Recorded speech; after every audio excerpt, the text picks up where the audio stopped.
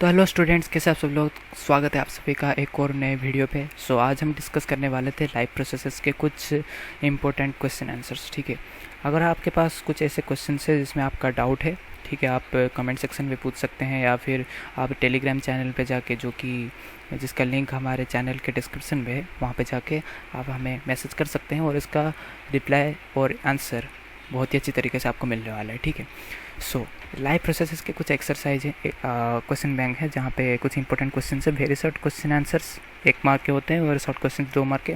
तो देखा जाएगा तो आपका ज़्यादा से ज़्यादा जो लॉन्ग क्वेश्चन आने वाले हैं वो इसी के ही आने वाले हैं, बायोलॉजी के ही आने वाले हैं। ठीक है, इसीलिए बायोलॉजी का कंसेप्ट क्लियर होना ज़्यादा ज़रूरी होता है, क्योंकि लिटरेचर तो आप यूज़ कर सकते हो, ठीक है, लिटरेचर यूज़ करके आप एक्सप्लेन कर सकते हो, लेकिन आपको वो बात समझ में आनी चाहिए कि वो लेसन क्या बोलना चाहता है, वो आपका कंसेप्ट क्लियर होना ज़्यादा ज़रूरी है। ठीक है, तो शुरू करते हैं। State 1 difference between autotrophic and heterotrophic mode of nutrition. ठीक है, ऑटोट्रोपिक क्या है, हेटेरोट्रोपिक क्या है, पिछले वीडियो में समझाया था। ऑटोट्रोपिक क्या होता है, ऑटोट्रोपिक जो अपना खाना खुद बना सकते हैं, कौन है, ग्रीन प्लांट्स, एल्जी, कुछ फंगाई भी होते हैं। ठीक है, जो फोटोसिंथेसिस प्रोसेस यूज़ करके ये अपना खाना बनाते हैं। एक ही डिफरेंस बोला है, सिंपल सा ही डिफरेंस होता है इनके अंदर। ऑटोट्रोपिक ऑर्गेनिजम्स जो होते हैं वो फोटोसिंथेसिस के प्रोसेस से अपना खाना खुद बना लेते हैं, लेकिन हेटेरोट्रोपिक ऑर्गेनिजम्स वो चीज़ नहीं बना पाते। ठीक है, फोटोसिंथेसिस प्रोसेस नहीं कर पाते क्योंकि इनके पास क्लोरोफिल नहीं होता। ठीक है, तो यहाँ पे कितने सारे डिफरेंसेस आगे देखो। पहला तो है कि ये खाना बना देते हैं ऑटोट्रोपिक ऑर्गेनिजम्स, और हेटेरोट्रोपिक ऑर्गेनिजम्स खाना नहीं बना पाते अपना। ठीक है, autotrophic organisms photosynthesis process use करते हैं क्योंकि इनके पास क्लोरोफिल होता है, इनके पास नहीं होता। ठीक है, हेटेरोट्रोपिक के पास नहीं होता। और सिंपल सा अगर एक डिफरेंस लिखना है तो ये लिखना है कि ऑटोट्रोपिक ऑर्गेनिजम्स क्लोरोफिल होने की वजह से फोटोसिंथेसिस प्रोसेस से अपना खाना बना लेते हैं। ठीक है, autotrophic organisms by using the process of photosynthesis they produce their own food, but heterotrophic organisms depend on the autotrophics directly or indirectly for their food. Okay, so ये बस सिंपल सा डिफरेंस है। What will happen to a plant if the xylem is removed? अगर xylem निकाल दिया जाए, xylem का काम क्या था, ठीक है, जाइलम वाटर ट्रांसपोर्ट करता था, वाटर एंड मिनरल्स जो हैं रूट से लेकर पूरे प्लांट बॉडी में फैलाता था। ठीक है, वाटर एंड मिनरल्स, अगर वाटर एंड मिनरल्स नहीं मिलेंगे प्लांट्स को, ठीक है, मिनरल्स एक हद तक ठीक है, मतलब हाँ ठीक है, चल, ऐसे कुछ प्लांट्स है जो बिना मिनरल्स का भी चले जाते, बच जाते हैं। ठीक है, लेकिन कुछ प्लांट्स होते हैं जिनको बिना मिनरल्स का भी चल जाएगा, लेकिन हर एक प्लांट को वाटर तो ज़रूरी है। ठीक है, अब वाटर ही ट्रांसफर नहीं हो पाएगा तो सूख जाएगा प्लांट। ठीक है, प्लांट विल डाई, वो मर जाएगा। ठीक है, what is the role of saliva in the digestion of food? खाने के टाइम पे जो सैलिवा हमारे मुंह में आता है, ठीक है, सैलिवरी एमिलेज, उसका काम क्या होता है? उसका काम ये होता है कि सिंपल सा काम है उसका, जो कम्प्लेक्स स्टार्च है, ठीक है, कम्प्लेक्स स्टार्च को सिंपल शुगर में कन्वर्ट करता है। ठीक है, कम्प्लेक्स स्टार्च को सिंपल शुगर में कन्वर्ट करते हैं। Okay, name the tissue that transports water and minerals in plants. अभी तो समझाया जाइलम है। ठीक है, जाइलम क्या करता है, वाटर एंड मिनरल्स को ट्रांसपोर्ट कराता है। ठीक है, what is the role of acid in your stomach? ठीक है, हमारे स्टोमक में जो एसिड है वो कौन सा एसिड है, हाइड्रोक्लोरिक एसिड है। ठीक है, उसका काम क्या है, वो एक एसिडिक एटमॉस्फेयर बनाता है हमारे स्टोमक के अंदर, ताकि जो खाना है वो इजीली डाइजेस्ट हो पाए, क्योंकि उसको एसिडिक एटमॉस्फेयर चाहिए होता है खाने को। अगर कोई एंजाइम्स एक्ट करे, पेप्सिन एक्ट करे, उसके एक्ट करने के लिए एसिडिक सब्सटेंस, एसिड का प्रेजेंस होना हमारे स्टोमक में ज़्यादा ज़रूरी होता है। इसीलिए हमारा डाइजेशन इजी हो सके, इसीलिए हमारा हाइड्रोक्लोरिक एसिड ज़रूरी होता है स्टोमक में। ठीक है, role of acid. What is emulsification? Breaking down of bigger fat globules into smaller ones by the bile juice is called emulsification. ठीक है, बाइल जूस क्या करता है, जो बड़े बड़े फैट के ग्लोबुल्स होते हैं, बबल्स की तरह बड़े बड़े ऐसे बड़े बड़े होते हैं, उनको ब्रेक डाउन करके छोटा छोटा बनाता है, फैट ग्लोबुल्स। ठीक है, ताकि डाइजेशन ईजी हो सके। ओके, ये है एमल्सिफिकेशन का डेफिनेशन, वैसे भी नोट्स में है आपका। ठीक है, name the organelle in which photosynthesis occur. पहले समझो ऑर्गेनेल क्या है। ठीक है, ये 9th क्लास में पढ़ा था। ऑर्गेनेले कौन कौन से होते हैं, सेल ऑर्गेनेल्स। ठीक है, वो होते हैं माइटोकॉन्ड्रिया हो गया, एंडोप्लाज्मिक रेटिकुलम हो गया, या फिर क्लोरोप्लास्ट हो गया, या फिर ल्यूकोप्लास्ट हो गया। ऐसे जो होते हैं वो ऑर्गेनेले होते हैं, जिसमें से एक आपका जाता है क्लोरोप्लास्ट। ठीक है, वो एक क्लोरोप्लास्ट सिर्फ और सिर्फ प्लांट सेल्स में प्रेजेंट होता है, वो फोटोसिंथेसिस प्रोसेस में हेल्प करता है। Okay, name the largest artery in the human body. कौन सा सबसे बड़ा आर्टरी है? आर्टरी क्या करते हैं? ऑक्सीजन को जनरली कैरी करते हैं। ठीक है, तो लार्जेस्ट आर्टरी क्या है? आओर्टा। ठीक है, आओर्टा सबसे बड़ा वाला। ठीक है, इससे सब आके ज्वाइन होते हैं या फिर इससे ही सब निकलते हैं, जो भी आप समझ सकते हो। ठीक है, define transpiration, the loss of water by the evaporation by the aerial parts of the plant. Aerial parts क्या हैं? ठीक है, पत्ते हो गए। ठीक है, ये जो एरियल पार्ट्स होते हैं जो एटमॉस्फेयर को एक्सपोज होकर रहते हैं, स्टेम हो गया। ठीक है, ये सब क्या होता है? वहाँ से एवापोरेशन इजीली हो जाता है वाटर का। ठीक है, जिस वजह से ट्रांसपिरेशन होता है, खिंचाव होता है, कभी कभार वो रूट प्रेशर होता है, वो आगे की बात है, लेकिन सिर्फ डेफिनेशन पूछा है तो डेफिनेशन भी है नोट्स में। ठीक है, मैंने बता दिया। Okay, so what are structural and functional units of kidneys called? Okay, nephron बोला जाता है उन्हें। ठीक है, जो मैंने समझाया था उसका स्ट्रक्चर भी याद रखना है। ठीक है, नेफ्रॉन का काम क्या होता है? फिल्टर करना हमारे ब्लड को, वहाँ से यूरिया, नाइट्रोजन वेस्टेज, ऐसे सब को निकालना। ठीक है, अब आते हैं शॉर्ट क्वेश्चंस पे, जो कि 2 या फिर 3 मार्क्स के होते हैं। ठीक है, how is small intestine designed to absorb digested food? हमारे डाइजेस्टेड फूड जो है उसको एब्जॉर्ब करने के लिए उसको कैसे डिज़ाइन किया गया है? ठीक है, स्मॉल इंटेस्टाइन में पहले आपको समझाया था, ऐसे व्हीली होता है, फिंगर लाइक प्रोजेक्शंस। ठीक है, ऐसे व्हीली होते हैं। ठीक है, विलेज नहीं, व्हीली। ठीक है, ये व्हीली क्या करते हैं? ये जो सरफेस एरिया है उसका, ठीक है, उसको इंक्रीज़ कर देते हैं। ठीक है, सरफेस एरिया इंक्रीज़ करके दूसरे साइड जो ब्लड कैपिलरीज होते हैं प्रेजेंट, ठीक है, वहाँ से कनेक्टेड होते हैं। क्या करते हैं कि ये जो व्हीली है सरफेस एरिया इंक्रीज़ करके जो भी ऐसे फ्लूइडिक सब्सटेंस है फूड से, उसको ऑब्जॉर्व कर लेते हैं, ऑब्जॉर्व करके ब्लड में मिला देते हैं, मिक्स करवा देते हैं। ठीक है, इस तरीके से उनके व्हीली के वजह से प्रोजेक्शंस, फिंगर लाइक प्रोजेक्शंस जो होते हैं, उनके वजह से वो सरफेस एरिया इंक्रीज़ होता है, वॉल्यूम इंक्रीज़ होता है, जिस वजह से वो ऑब्जॉर्व कर पाते हैं वो इसी व्हीली के रास्ते से। ठीक है, जो फ्लूइडिक सब्सटेंस होता है खाने का, और जो ऐसा कठिन सब्सटेंस रहता है उसको लार्ज इंटेस्टाइन में ढकेल देते हैं। ठीक है, okay, what are stomata? Draw a labelled diagram of stomata. ठीक है, स्टोमाटा क्या है? स्टोमाटा की मदद से क्या होता है? रेस्पिरेशन चलता है। ठीक है, प्लांट में फोटोसिंथेसिस प्रोसेस चलता है, उसका जो मतलब ऐसे स्ट्रक्चर बना देता हूँ, देखो ये होते हैं गार्ड सेल्स। ओके, ठीक है, और यहाँ पे ऐसे प्रेजेंट होते हैं क्लोरोप्लास्ट। ठीक है, ऐसे ऐसे यहाँ पे भी है, यहाँ पे भी। ठीक है, ये होता है stomatal pour.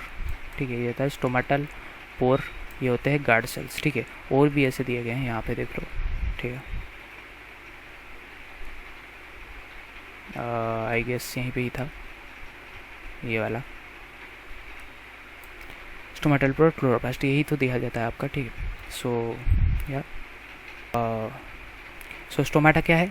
The tiny pores present on the surface of the leaf, उन्हें स्टोमाटा बोला जाता है। और उसका डायग्राम याद रखना है क्योंकि एग्जाम्स में आता है। ठीक है, स्टोमाटा पूछ लेता है डेफिनेशन, और उसको डायग्राम बनाने को बोला जाता है। ठीक है, डायग्राम जो होते हैं मैं बोलूँगा तो इस जो लाइव प्रोसेस का टोटल का टोटल जो लेसन है, सारे डायग्राम्स इंपॉर्टेंट है। ठीक है, इसको याद रखना है। ठीक है, देखो धीरे धीरे अगर आप समझने की कोशिश करोगे बॉडी का स्ट्रक्चर कैसा है, तो डायग्राम आपको ऐसे याद रखने की कोशिश नहीं होगी, वो अपने आप ही आप बना पाओगे। ठीक है, सो बॉडी के स्ट्रक्चर को समझने की कोशिश कीजिए, क्योंकि ये देखो अपना ही बॉडी के बारे में पढ़ रहे हो। ठीक है, ऐसे कोई ज़बरदस्ती आपको पढ़ाने जा रहा है, अपने बॉडी में क्या सर्कमस्टांसेस चल रहे हैं वो आप पहचान रहे हो, उसको बस पहचान के बस डिपिक्ट ही तो करना है एग्ज़ाम के पेपर में। ठीक है, वो आपको समझा जा रहा है, जो चीज़ें आपको समझ में मतलब ऐसा याद नहीं है, आपको पता नहीं है, वो बस समझाया जा रहा है, लेकिन आपके ही बॉडी में ही ये सब चल रहा है। ठीक है, write the equation for the process of breakdown of glucose in a cell. Glucose तो पहले कहाँ पे ब्रेकडाउन होता है? 3 ग्लूकोज क्या होता है? 6 कार्बन मॉलिक्यूल का एक मॉलिक्यूल होता है। ठीक है, वो ब्रेकडाउन होता है 3 कार्बन का मॉलिक्यूल, पायरूवेट प्लस एनर्जी निकलता है। ठीक है, पायरूवेट फिर कैसे ब्रेकडाउन होता है? ठीक है, सो ग्लूकोज का ब्रेकडाउन हुआ पायरूवेट पे, ठीक है, हैंड राइटिंग एकदम ख़राब होने वाला है, सो माफ़ कर देना, मेरे पास कोई चारा ही नहीं है, प्लस एनर्जी निकला। ओके, लिखा है, क्या लिख रहा हूँ। Okay, in the presence of oxygen, oxygen के प्रेजेंस पे कैसे ब्रेकडाउन होता है, CO2 निकलता है, ठीक है। ये पायरुवेट जो है CO2 plus H2O plus energy, ये क्या लिखता है मैंने ओके एनर्जी। ये हो गया प्रेजेंस ऑफ ऑक्सीजन पे। एब्सेंस ऑफ ऑक्सीजन में क्या होता है, ठीक है। एब्सेंस ऑफ ऑक्सीजन पे इथानॉल फॉर्म होता है, ठीक है। आपको वैसे फार्मूला अभी तो पढ़ाने गए तो ऐसा ज़रूरी नहीं है कि लिखना पड़ेगा आपको फार्मूला, लेकिन जब आप कार्बन कंपाउंड्स पढ़ने लगोगे उसके बाद इथानॉल का फार्मूला लिख सकते हो, ठीक है। इथानॉल प्लस एनर्जी निकलता है, एनर्जी कम अमाउंट का एनर्जी निकलता है, हमेशा याद रखना है, इसमें बहुत कम अमाउंट का एनर्जी निकलता है। Write the difference between inhalation and exhalation. अब इसमें डिफरेंस आप सोचोगे क्या ही लिखना है, मतलब ऐसे इनहेल करते हैं हम ऑक्सीजन, एक्सहेल करते हैं कार्बन डाइऑक्साइड, नहीं। इनहेल जो कर रहे हो वो ऑक्सीजन के साथ सारे गैसेस इनहेल कर रहे हो, ठीक है। और एक्सहेल जो कर रहे हो उसके साथ कुछ ऑक्सीजन भी निकल रहा है, ठीक है। सो सिर्फ इनहेलेशन एक्सहेलेशन में वही चीज़ नहीं होता, इनहेलेशन एक्सहेलेशन में हमारी बॉडी में क्या चेंजेस आते हैं वो भी लिखना है यहाँ पे, ठीक है। इनहेलेशन के वक्त क्या होता है, इनहेलेशन के वक्त हमारी जो थोरैसिक कैविटी है वो क्या होता है, इंक्रीज हो जाता है, ठीक है। उसका जो वॉल्यूम है इंक्रीज हो जाता है, लंग्स का वॉल्यूम भी इंक्रीज हो जाता है, ठीक है। वो क्या होता है, डायफ्राग्राम जो होता है हमारा फ्लैट हो जाता है, ठीक है। डोम शेप से फ्लैट हो जाता है, ठीक है, और कंट्रैक्ट हो जाता है, ठीक है। और ये होता है इनहेलेशन प्रोसेस में। एक्सहेलेशन में क्या होता है, थोरैसिक कैविटी जो है वो डिक्रीज हो जाता है, उसका वॉल्यूम डिक्रीज हो जाता है, लंग्स का डिक्रीज हो जाता है वॉल्यूम, उसके बाद हमारा डायफ्राग्राम का साइज़ फिर से वापस से रिलैक्स होकर डोम शेप में चला आता है। और एक चीज़ भी होता है, रीब्स जो होते हैं, मसल्स जो होते हैं वो कंट्रैक्ट हो जाते हैं इनहेलेशन में, ठीक है। रीब्स ऐसे उठ जाते हैं ऊपर, ठीक है, अपवर्ड डायरेक्शन की तरफ उठ जाते हैं, और एक्सहेलेशन में वो दब जाते हैं और मसल्स भी जो है रिलैक्स हो जाते हैं, ठीक है। ये चीज़ इनहेलेशन एक्सहेलेशन में डिफरेंस होता है, ठीक है। इनहेलेशन मतलब ओब्वियसली गैस को इनहेल करना, एक्सहेल करना, ये चीज़ आप थोड़ी ना ऐसे लिखोगे, ठीक है। सो ये होता है, list the 3 events which occur during photosynthesis. Photosynthesis के वक्त 3 इवेंट होते थे, मैंने आपको बोला था बहुत इंपॉर्टेंट है, वो 3 पॉइंट्स होते थे, ठीक है। पहला पॉइंट होता है था कि स्टोमाटा क्या करता है, ऑब्जर्व करता है लाइट एनर्जी को, सनलाइट को ऑब्जर्व करता है। फिर दूसरे नंबर पे आता है उसी एनर्जी को केमिकल एनर्जी में कन्वर्ट करके H2O यानी वाटर को H2 और O2 में डिवाइड कर देता है, उसको तोड़ देता है, बिखार देता है, ठीक है, फिर डिकम्पोज कर देता है। उसके बाद थर्ड पॉइंट में आता था कि उसी CO2 जो अभी इसने एटमॉस्फेयर से गेन किया था, उस CO2 को रिड्यूस करके कार्बोहाइड्रेट फॉर्म में कन्वर्ट कर देता है। ये 3 स्टेप्स होते थे और बहुत इंपॉर्टेंट होते हैं, एग्जाम्स में आते हैं, ठीक है। सो इसको हमेशा याद रखना है, ये वाला या फिर ये वाला, ठीक है। How does transpiration help in upward movement transport of substances. अब ट्रांसपोर्ट ऑफ सब्सटेंसेस जो होते थे अपवर्ड की तरफ, वो कैसे हेल्प करता है ट्रांसपिरेशन। अब देखो ट्रांसपिरेशन में क्या होता है कि हमारे लिप या फिर एरियल पार्ट से जब ट्रांसपिरेशन होता है, ठीक है, ऐसे खिंचाव होता है एवापरेशन की वजह से, देन क्या होता है कि ऐसे रूट प्रेशर पड़ता है, मतलब ऐसे प्रेशर आता है, खिंचाव होता है, पुल होता है, ठीक है।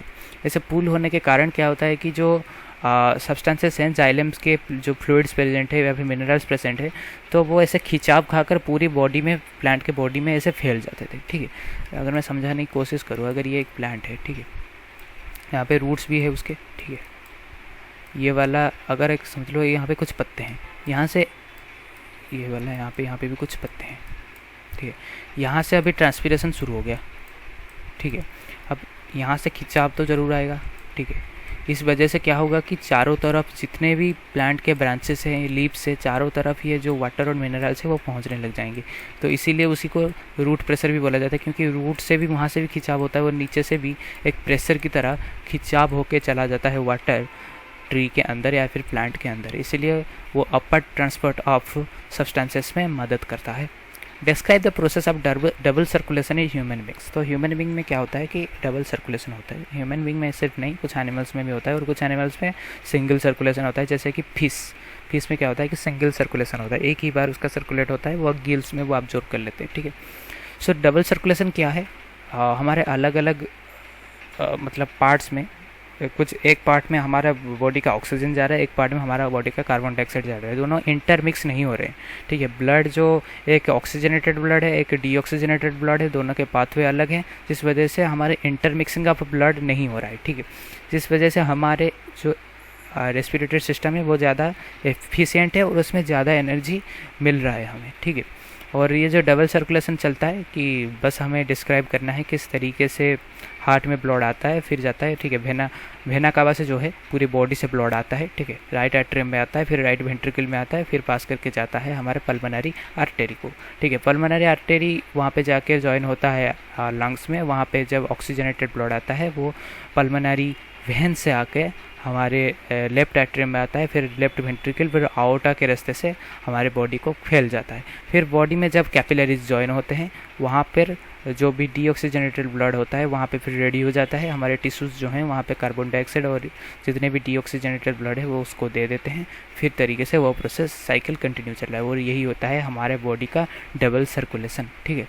2 बार सर्कुलेट हो रहा है हमारा बॉडी में, ठीक है, ब्लड। सो इसी वजह से उसके भी कुछ फ़ायदे हैं, ठीक है, क्योंकि हमारा टेम्परेचर रेगुलेशन चलता है। हमारा बॉडी में जो रेस्पिरेशन सिस्टम है वो ज़्यादा एफिशिएंट होता है, इसमें ज़्यादा एनर्जी भी हमें मिलता है, ठीक है। Write the functions of the components of blood के कंपोनेंट्स कौन कौन से थे? आरबीसी, ठीक है, RBC red blood, corpuscles WBC white blood, corpuscles और प्लेटलेट्स, ठीक है, PLTS। सो आरबीसी का काम क्या था? ठीक है, उसमें प्रेजेंट होता है हेमोग्लोबिन जो रेड कलर का पिगमेंट होता है जो कैरी करता है ऑक्सीजन को, ठीक है। आरबीसी का जनरल काम था ऑक्सीजन भी कैरी करेगा, CO2 भी कैरी करेगा, ओके। तो CO2 डिजॉल्व फॉर्म में जाता है, ऑक्सीजन हेमोग्लोबिन के साथ बाइंड करके जाता है। और WBC का काम क्या था?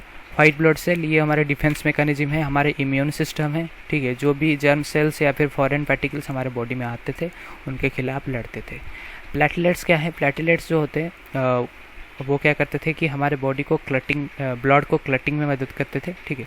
जो कोआगुलेशन ऑफ ब्लड होता है वो क्लटिंग ऑफ द ब्लड उसमें मदद करते थे हमारे प्लेटलेट्स, ठीक है। क्लट का एक और नाम भी है कोआगुलेट। अगर कहीं एग्जाम में आ जाता है फिर याद ना आए तो फिर ये बात याद रखना, कोआगुलेट,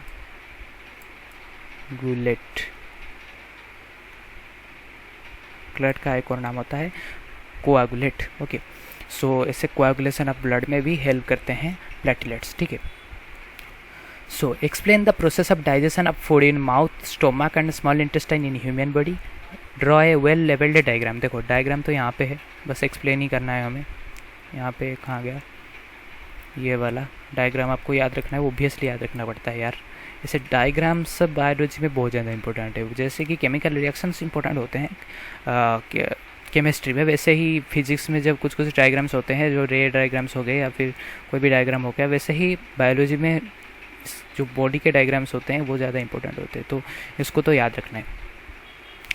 सो एक्सप्लेन करना है हमें कैसे हमारे बॉडी में डाइजेशन चलता है माउथ से लेकर स्मॉल इंटेस्टाइन तक। आप देखो, जब हमारे खाना मुंह में आया, ठीक है, माउथ में आया तो सैलिवरी एमाइलेज आता है, ठीक है। सैलिवरी एमाइलेज हमारे जो कॉम्प्लेक्स स्टार्च है उसको सिंपल शुगर में कन्वर्ट करता है। अब ठीक है, अब फिर ओसोफेगस के रास्ते से, ठीक है, जिसे फूड फाइबर बोलते हैं, उस रास्ते से हमारे खाना जो है पेरिस्टेलिक मूवमेंट्स लेकर, ठीक है, हमारे स्टोमक में आता है। स्टोमक में क्या होता है? 3 चीज़ें रिलीज़ होती है। म्यूकस रिलीज़ होता है ताकि वो प्रिवेंट कर सके एसिड के इफ़ेक्ट से हमारे स्टोमक के लाइनिंग को। फिर आता है हाइड्रोक्लोरिक एसिड जो कि एसिडिक एटमॉस्फेयर बनाता है ताकि जो डाइजेशन और पेप्सिन का एक्ट हो सके खाने के ऊपर वो ईजियर हो सके। फिर निकलता है पेप्सिन। पेप्सिन जो होता है हमारे बॉडी के जो खाने हैं उनको, उनमें से जो प्रोटीन है उनको डाइजेस्ट करने में मदद करता है, ठीक है। अब स्टोमक में ऐसे प्रोटीन्स डाइजेस्ट हो गए, ठीक है, एसिड में ऐसे हो गया। फिर नीचे की तरफ जब आता है तब 2 चीज़ होते हैं, ठीक है। पैनक्रियाज से कुछ एसिड कुछ उसके सिक्रेशंस निकलते हैं और कुछ सिक्रेशंस बाइल का होता है, ठीक है, और कुछ लीवर के होते हैं, ओके। सो लीवर क्या रिलीज़ करता है? Bile, okay. बाइल जो होता है वो गॉल ब्लैडर में स्टोर होता है, ठीक है। गॉल ब्लैडर के रास्ते से बाइल आता है जो हम एमल्सिफिकेशन ऑफ बोलते हैं। एमल्सिफिकेशन ऑफ फैट के बड़े बड़े ग्लोबुल्स को छोटे छोटे बना देता है बाइल जूस। अब बाइल जूस का काम ख़त्म हो गया। अब फिर नीचे आता है तो पानक्रियाज रिलीज़ करते हैं ट्रिप्सिन और लिपासे।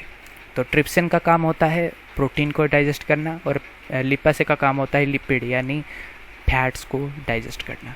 ओके, यहाँ तक ख़त्म हो गया। फिर इंटेस्टाइनल जूस भी वहाँ पे काम करते हैं, ठीक है, स्मॉल इंटेस्टाइन के कुछ जूस। फिर स्मॉल इंटेस्टाइन क्या करता है, अपने झिल्ली के रास्ते से जो फ्लूइडिक सब्सटेंस है, जो डाइजेस्टेड फूड के जो फ्लूइडिक सब्सटेंस है उसको खींच लेता है, ठीक है, सरफेस एरिया बढ़ाकर, और ब्लड को दे देता है। सो उसका डायग्राम बनाना है और इसी तरीके से हमारे बॉडी पे डाइजेशन चलता है, ठीक है। ये प्रोसेस बस याद रखना है और उसको एक्सप्लेन करना है अपने वर्ड्स में, ठीक है।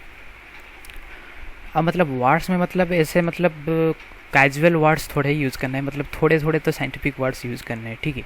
सो ऐसा है, मतलब स्मॉल इंटेस्टाइन है, उसका नाम अगर आप अलग से दोगे कि टीनी इंटेस्टाइन, ठीक है, ऐसा थोड़ा ही होगा। सो इस तरीके से draw a diagram showing human respiratory system and level the following, ठीक है।